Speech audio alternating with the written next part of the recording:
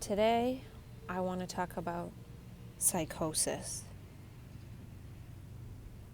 First of all, I thought of a new term for psychosis that I would like to officially add to the Wonder Whore Dictionary, and it's called psychesis, as in, it's not something psycho, it's something about the psyche. And so that's why I'm calling it psychesis. It sounds a little bit less daunting. It sounds a little bit less medicalized. It sounds a little bit less mainstreamized. And the point of me speaking to myself about this is not to speak about it in mainstream ways, because I don't know, why would I do that? Anyways, back to psychesis. I'm not sure how long it will last that I will call it psychesis, but for now, it's added to that Wonder Whore Dictionary, which has an expiry of about 5 minutes, just to be safe. So in 5 minutes, please do not take that term seriously, and I suggest you do not take it seriously now, or anything else I say for that matter. And the reason is, I'm talking about my inner experience to myself. So I had inner experiences of psychesis, and I'm talking to myself about them, out loud, and recording them. Strange, right? Maybe, maybe not. I'm not sure. I don't know. That's the whole point. I don't know. And that's one of the things that psychesis has shown me, is that I know nothing. I know nothing about nothing. I know absolutely nothing.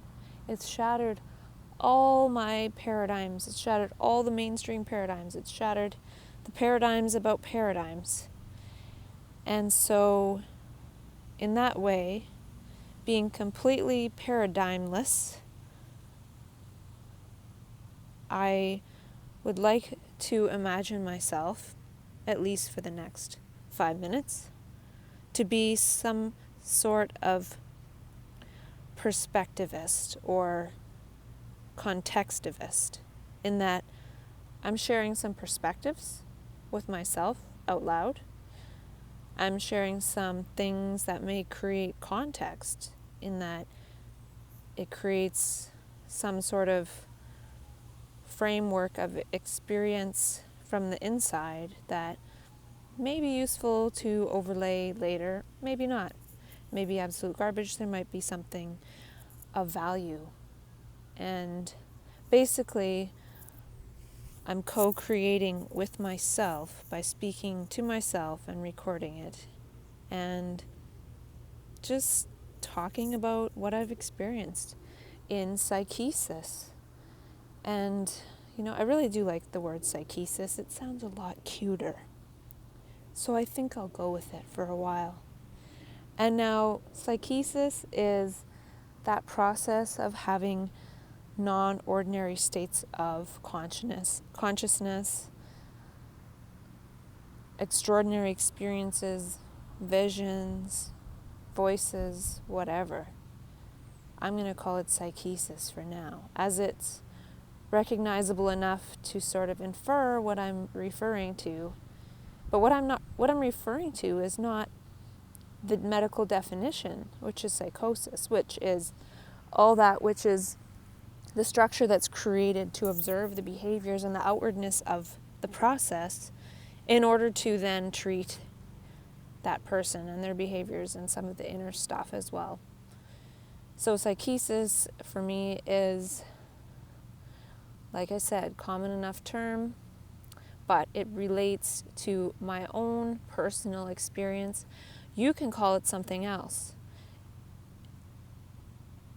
I could call it something else tomorrow. I can make up a new word for it. Whatever makes me feel comfortable in the moment. And also, language is creative. So for me, I'd like to create some new words and some new language that may provide a bit of context to help navigate this. Or at least, if it can't be navigated, to be thought about in retrospect. So I guess that's the one thing is navigating it while it's happening, which is maybe a long way away for me because I don't have that strength. Emergency situations, I have psychosis, I definitely call for help. And then the other one's in retrospect, at least. So if after I have my process sort of interrupted unpolitely, but yet willingly, as there's nothing else out there at the moment, I can at least look at it in retrospect. So I guess I could say that I'm a retrospectivist of psychesis. So that's my first little language makeup thing. So I'm retrospecting on psychesis. I'm perspectiving on it as well, or perspectivisting, as I can sort of relate some of the things I experienced in psychesis to things that I read in books that I enjoy. So I read a lot of books on sort of the mind, brain. I would say the few that I picked up lately, I probably shouldn't be reading. I should be resting this brain, but can't help it. So I've been reading Healing and Recovery by Dr. David Hawkins, and I read the end of this amazing book called The Pocket Book Guide to Interpersonal Neurobiology by Dr. Dan Siegel. Now, pocketbook is an understatement. It looks more like a survival handbook, at least, and it's quite thick. It would not fit in any pockets of mine. It might fit in Ronald McDonald's pockets. You know, he has those really big ones on the front of his quads. Yeah, those. But other than that, I don't know. So it's not really a pocketbook, but it's definitely a guide, and it's quite fascinating. And what else? I picked up one that I'm going to be reading some more of is the volume 1 of the Stephen Wolinski series of quantum psychology. I opened the one page and it said something about blah blah, old material coming up in the psyche. I'm like, okay, yeah, gotta add this one to my list. And there was another one, but I can't remember. So the books that I've chosen to bring into my view, there's that mower. You go away. Anyways, those books are all about me. Right now, I've gone back to me. What is happening with my brain and with my body and with my psyche and with everything? Because I mentioned I was spending a bit of time in the we domain, like what can we do better and how can I help you and all that. And I love that domain, but if I'm in the hospital, I'm of no value in that domain. So I've got to balance that with at least spending some time in the me domain. And there is that, what is that thing? That's the street cleaner. But anyways, so those are the books I was sort of looking at, and basically it helps me, those books are helping me look at myself in other ways. So Dr. Dan Siegel has one way that I can look at myself inwardly. It's like his own little, the Dan Siegel inward microscope, and the Stephen Wolinski inward microscope, and the Dr. David Hawkins inward microscope. So those are all different ways that may or may not be helpful. So I feel like they're helpful in that they allow me to see myself inwardly in different ways. So maybe I was just experiencing myself in too narrow of a band of myself. So I was only being myself and expressing myself in one way, which is, how can I be of service? How can I be of service? How can I help? Which is great, but it's not great if all of a sudden I stumble into some territory that's beyond my capacity outwardly. And perhaps that causes me to withdraw back to an inward place. Even if it is something like psychesis, it's saying, hey, wait a minute, hold on. You have not developed your inner capacities to be able to go that route yet. So it definitely tells me to look at myself. And it tells me to look at myself in such a way that I can't help but look at what's going on inside. And usually it's deeper stuff than just, okay, I'm going to, focus on my breathing or, be mindful of my thoughts. It's beyond that. There's no intention to it. There's no directionality. There's no linearness. There's nothing. There's no... I can't be intentionally trying to do whatever inside in whatever way, because it just has a life of its own. So psychesis definitely has a life of its own. And I'm not necessarily against that, but at the same time, my goal right now, if I was to have a goal, would be to stay out of the hospital, because I have no control over what they do to me there. Certain doctor, whatever their whim is, they can do whatever they want. And that has now got to the point where I am terrified. So, I have no idea what I was talking about, but I think it was something about perspectivist and contextivist and retrospectivist, and then I even had the thought that it was like retrospectivisting, because like I'm a retrospectivister. Because it's not, I'm not a thing. So adding the ing to the end, I feel like could add some sanity to the language I'm using to describe this.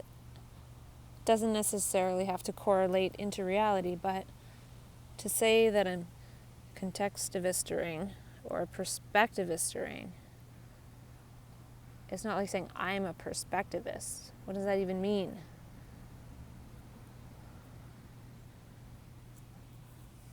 I think to add that verb dynamic would be helpful for for how it really is. It correlates better with how it really is. And Robert Anton Wilson is definitely all about the verbs. And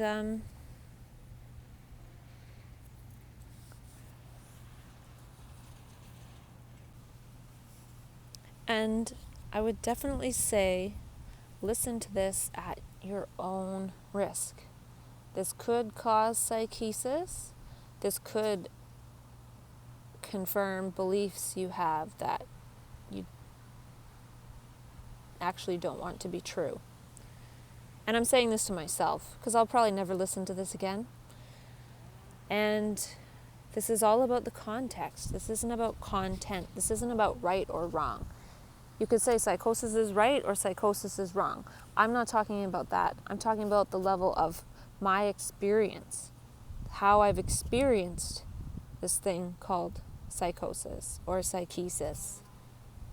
And I could never use that word again, either words, and still just talk about my experience with it, not in terms of medical stuff. I've been helped and hindered in a million different ways, and I'm grateful even for the very terrible things that have happened, which luckily greatly are outweighed by positive things. but the negative has shown me that which I no longer want to participate in. So, when I get down in psychesis, if I see something in my psyche that I've been a part of, directly or indirectly, and I think, oh man, that's awful. Oh man, that just means that now I can see it. And it's something that I don't want to participate in. So in that way, psychesis for me is a bit of a messenger. And it gives me many, many messages. And now the common practice is to shoot the messenger, to try to stop that psychesis process when there is no messenger there. There's no thing there. The process is the messenger. It's saying, listen up, I got something to say. Now, I could go into what it said to me, but I don't know if that's for today or for some other time. That being said, that these are not facts, more musings, thoughts, ideas, possibilities. I wanted to talk to myself about it in more of a metaphorical way, as I can't talk about it in absolutes. We so often speak in absolutes. This is that. That is this. I hate this. So that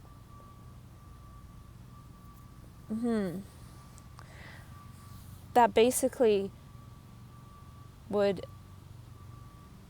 iron into our brains that things are the words that we're saying about them in actuality, when they're really not. We're just abstracting one little tiny bit of information of what we saw from our tiny little abstract personal perspective that is itself clouded with programs. And then we say this is that. And then we've collapsed reality from infinite down to infinitesimally small. That doesn't sound like a fun way to exist. So, to get past that, this one dude named Korzybski, he invented E prime, or English prime, which is a way of speaking English without the verb to be. Now that would really screw up Shakespeare, wouldn't it? Because if you say to be or not to be, if you can't use the word to be, Shakespeare's sentence would be not, which actually might be a more accurate representation of reality than what he was saying in his question.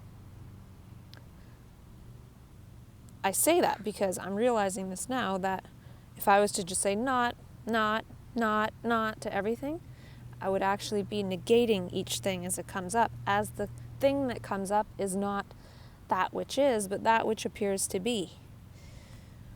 So, okay, Shakespeare, I'm going to redo your sentence. I'm going to say not, thanks to Alfred Korzybski.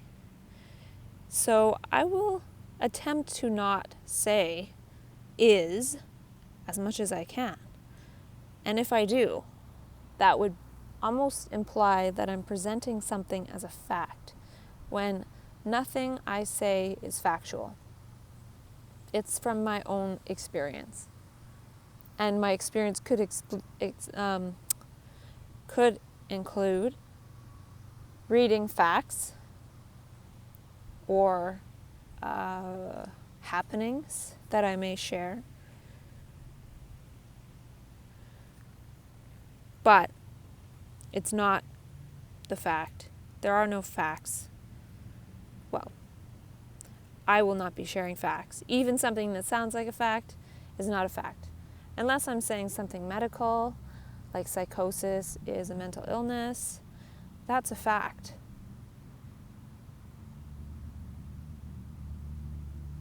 That's a medical fact. It's one that I am not sure about. I feel that that is part of the story, perhaps, or it's useful in that it provides a framework for helping people with these troubling scenarios, but it does nothing to explain or understand or question or inquire into the actual experiences of psychosis themselves. Most people do not share these things because the time to share is usually around a medical person, and the medical person is not listening for your experience to understand. They're listening to your experience to treat. So I am listening to myself talking about my experience in order to understand, in order to think, in order to use my brain to perhaps integrate some of this. So a lot of it is about integration. I'm curious that if I'm able to integrate some of this, perhaps it will not have as much need to come up again. I was thinking about psychesis as a healing mechanism. I said as, meaning metaphorically speaking, not as a fact. But if we think about how if we have a really, really painful knee, it might be telling us to rest and not put so much weight on the knee. And what happens if we ignore that for a long period of time? The knee can be damaged. So maybe in that way, psychosis or psychesis is a healing mechanism because it's a painful psyche. There's a lot of sorrow, there's a lot of shame, there's a lot of guilt, there's a lot of anger. All these emotions that are all painful, and they don't have anything to do with the moment right now, but they're an accumulation. Just as often an injured knee isn't necessarily the result of the moment right now. If I bang my knee and it gets really injured, it could be because it wasn't strong, it was already sort of getting weak. Or I could never do something that was blatantly obvious to hurt my knee, and I could end up with a really bad knee. And now I can't say, well, that just happened now. It happened over a long period of time. So I would like to propose to myself that psychosis could have relation as a healing mechanism, in that it's all that accumulated damage in one's psyche, in my psyche, that spills over. And now it's too late for a knee brace. I gotta go have knee surgery. And now, I could even get to the point one day that my brain has to be shocked just to get it to calm down. So basically, that's why I would like to practice paying attention to my inner elements in order to integrate some of these things that I'm seeing in myself that are unresolved or need to be looked at. I did indeed look at them, and I'm wondering if the looking is enough, or if I have to think of the memories that I had of psychesis this time around and go into the individual memories. I'm not sure.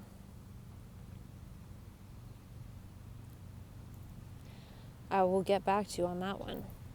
I will get back to me on that one.